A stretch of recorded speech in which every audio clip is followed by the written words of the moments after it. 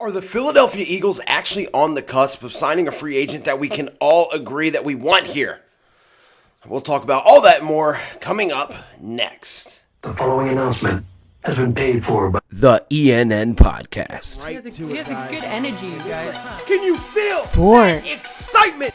And also, The merchandise, wearing the hats. Is what I'm seeing for real? Here live from Lincoln Financial. I can't wait till this video's over so I can say his name anymore. Music. Wow. Man, again, and I hate to do this again, but these are goofy. What the hell? What is that? Whoa! What the hell? And more. What's his next book gonna be called? Got you cocksucker! I did not see that coming.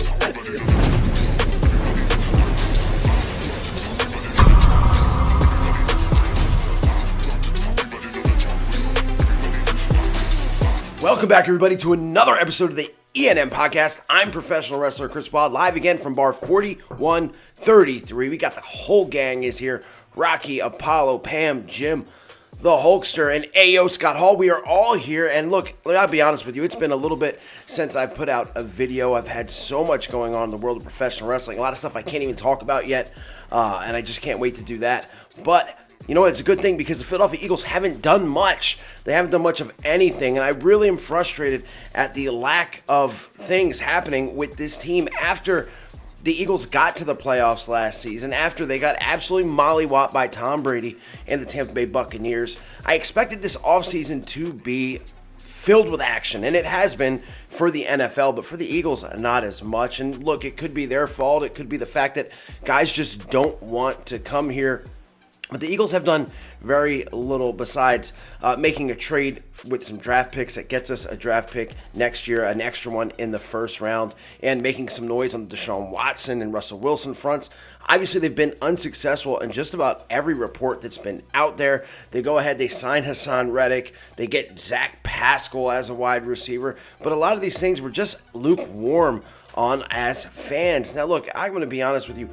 Last year, I gave this guy a lot of shit. I gave him so much shit, and I kind of wanted him to leave and get a head coaching job somewhere. But Jonathan Ganon, as defensive coordinator, if you look back at the talent that he had, I don't think we gave him a fair shot. And I'm going to be the first one to say that I'm one of those people. I mean, you look at the defensive line, the fact that they couldn't get to any good quarterback, the fact that he didn't have safeties that could blitz. The corners, they were good. Darius Slay's a superstar. Stevie Nelson was and he signed with the Texans, by the way. But he just didn't have enough, I think. And that's what I think that the Eagles were going to try to build him enough. And I'm getting to my point here, I promise. And that brings me to a free agent that they could actually get, that they've actually supposedly been talking to. And I think they can't wait until after the draft. They can't wait until training camp because I get the feeling that he might be signed soon. And that's Safety Tyrann Mathieu. Now look, the Honey Badger obviously isn't the player that he was years ago,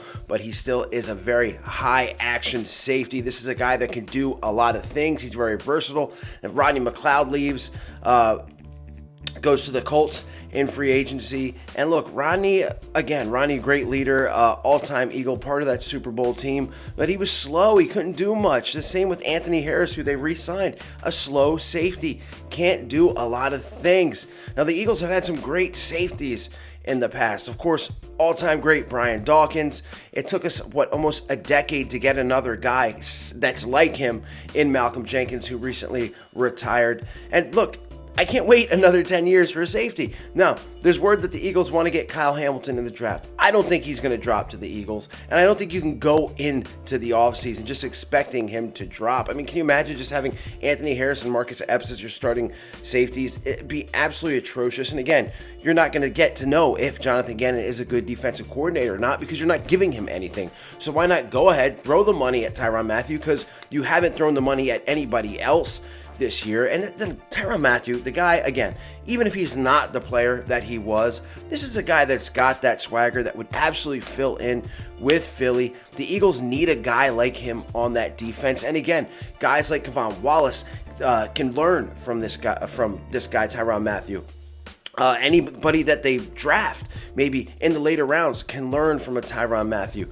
The Eagles definitely need a guy like this, and I know it goes against their narrative of, hey, this is a building team. Look, no, I don't want to hear that. This is a team that got to the playoffs last year. You're not giving your quarterback any weapons. You're not giving him any opportunity to see if he's the guy or not, and you're really not giving your defensive coordinator anything either. I mean, we can't just expect this defensive line. Every year I do these videos and I say, this is the year that the defensive line is going to step up. They're going to be a menace. They're going to be chasing quarterbacks around, and every year it doesn't happen. And again, is it the defensive coordinator or Jim Schwartz? I think a lot of the time it was. But when you can't, and the city says all the time, we need to blitz, we need to blitz, we need to blitz. Who are you going to blitz with? Your safeties are too slow to blitz. You don't have enough corner depth to do corner blitzes. Your linebackers aren't very good. This team has so many holes. You need to, I hope the reports are true, and you need to throw the money at Tyron Matthew and get him in here. Get him on the team. Don't wait. Don't expect Kyle Hamilton to drop. Let's make the deal now because, guys, look, Stephon Gilmore was a guy that the Eagles were reported to getting to. He goes to the Colts. I'm tired of seeing all these other teams get better and this team just say, oh, we're going to build through the draft. And look, that's fine, and you got the pieces to do it. I don't trust the general manager to do it, but you got the picks to do it. I understand, but why? When this guy is sitting here, Tyron Matthew, and again, people are going to say he's not the guy that he was, and I get that, but look who we have. Sign him. Get him on the team. If not, he's going to become a Pittsburgh Steeler. He's going to go to the New Orleans Saints because he's from the area. He played college at LSU. I think the Saints are going to be absolute ass this year. I don't understand why he would go, and they don't really have much money either. Just stop messing around.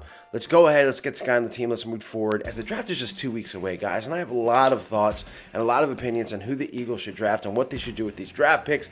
That's a video for another time, so I figured I've ran my mouth enough. But the Eagles apparently are on the cusp of signing Tyron Matthew. Money is apparently the issue. Get it done, Howie. Just get it done. Get another piece. Fill another hole on this defense because this team has so many holes as it is, and it's been an absolutely frustrating, as you can tell, offseason for fans like me. If you guys got any thoughts about this, please leave them in the comments. If you haven't subscribed, go ahead and hit that subscribe button, hit the bell. Let's get in this algorithm. Let's get ENN on top, as every little bit counts. Again, thanks, guys. Please stay safe, stay healthy, go Birds, and I'll see you later. E-A-G-L-E-S, Eagles! E-A-G-L-E-S, Eagles! I need Eagle Nation to stand.